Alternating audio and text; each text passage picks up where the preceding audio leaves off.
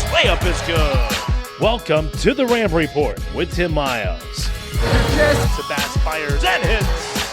The putback is up and good by Hornung. Right down the lane, throws it down. And the third team out of the Mountain West is the Rams of Colorado State.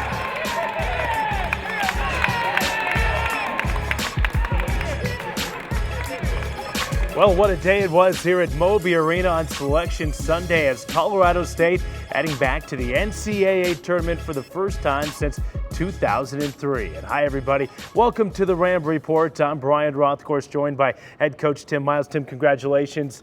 Thanks, excellent job by your team. An 11 seed going to the NCAA Tournament. And I know you guys have to be thrilled.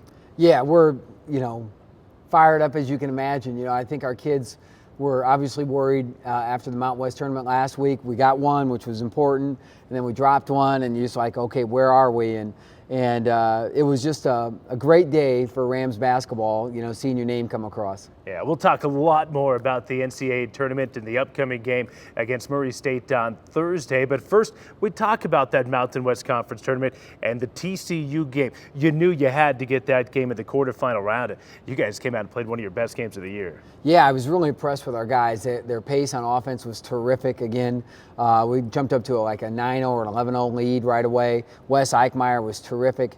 And then I think just a lot of guys played well. Jesse Carr was really good for us. Dwight Smith was really good. Greg Smith got hurt going into the tournament, sprained his ankle. He'll be available this week, but that was really a tough one for us.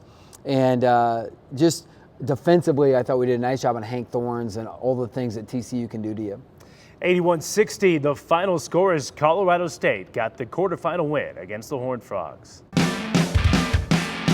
And it's a game that everybody is looking forward to seeing with the 5th seeded TCU Horned Frogs taking on the number 4 seed Colorado State Rams. And most think TCU is the dark horse to ride in Vegas this week.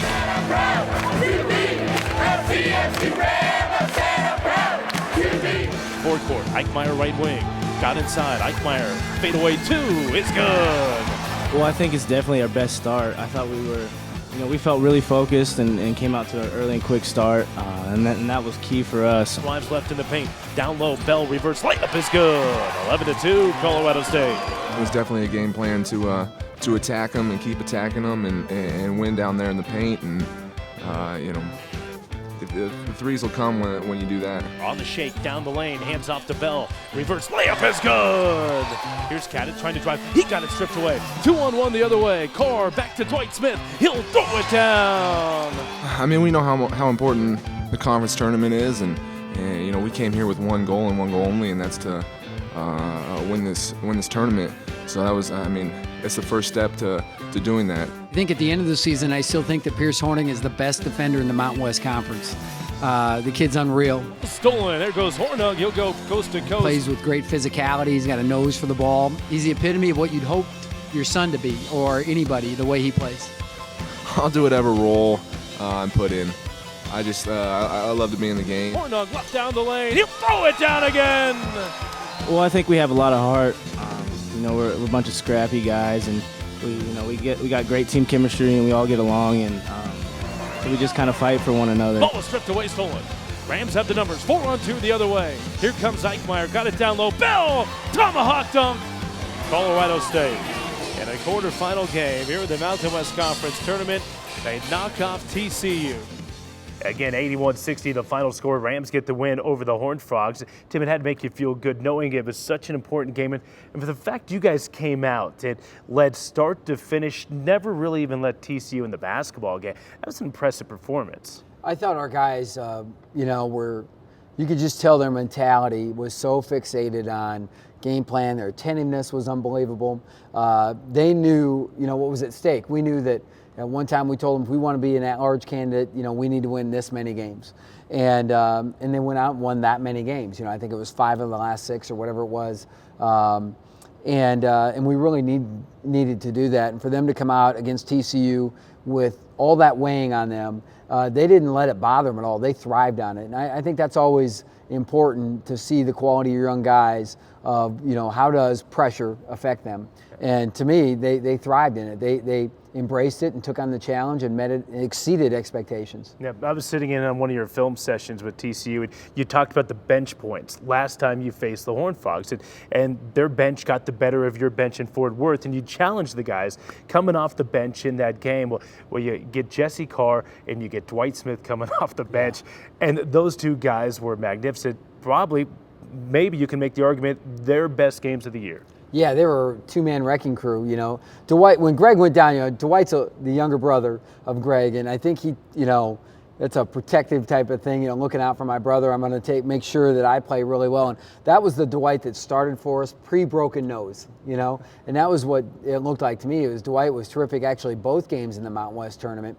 And Jesse, I think, has just looked sharper than ever. I mean, he appears to me that he is, his legs are as fresh as ever, his athleticism, his speed, all those things that we recruited him on, that he was a top-notch freshman in our league, that were forgotten about after his injury. You know, I mean, not many people break a pelvis and come back and play as well as he's playing right now. I'm so proud of Jesse. It's pretty cool comeback story. Yeah, and the confidence level, you could tell. Mentally, I think he's a lot better than he was early in the season. And early in the season, struggled against a little bit of pressure. Now, as we've looked at it here in the last couple of weeks, especially down in Las Vegas, opponents are having a tough time staying in front of him.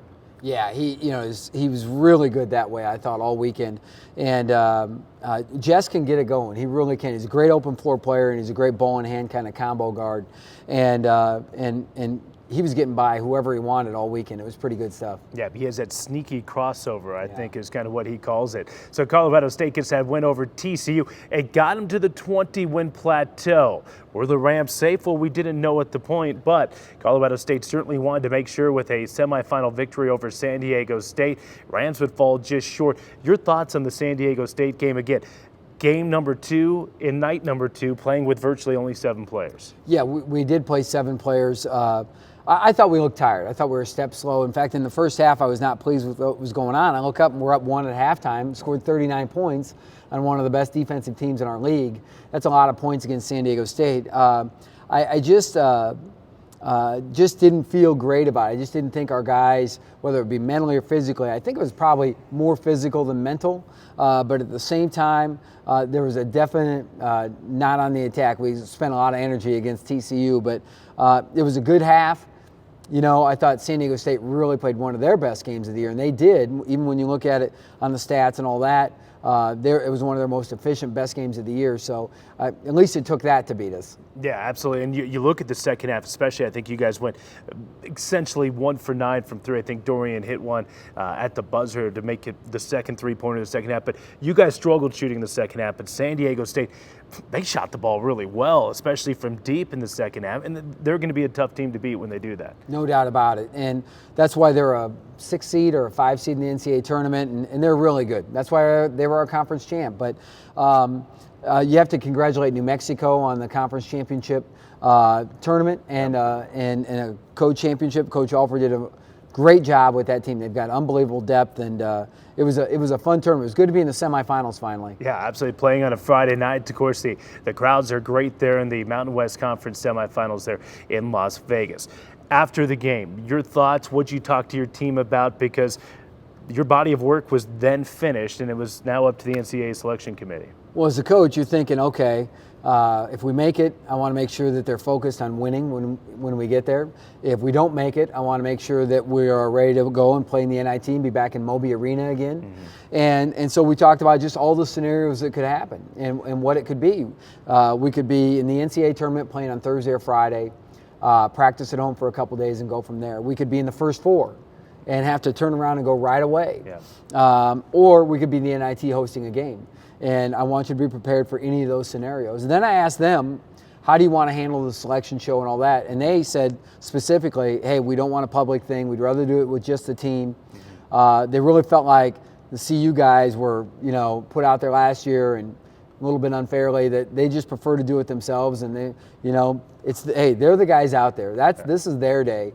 And so we honored that and just watched the show privately. And that's just, those are the things we talked about and what we went through. Yep, so the Rams would gather here at Moby Arena for a private watch party to see if they were one of the 37 at-large bids. We'll talk about that and much, much more. Stay with us right here on the Ram Report. Stay in touch with the Rams by visiting us on Facebook, YouTube, or follow us on Twitter.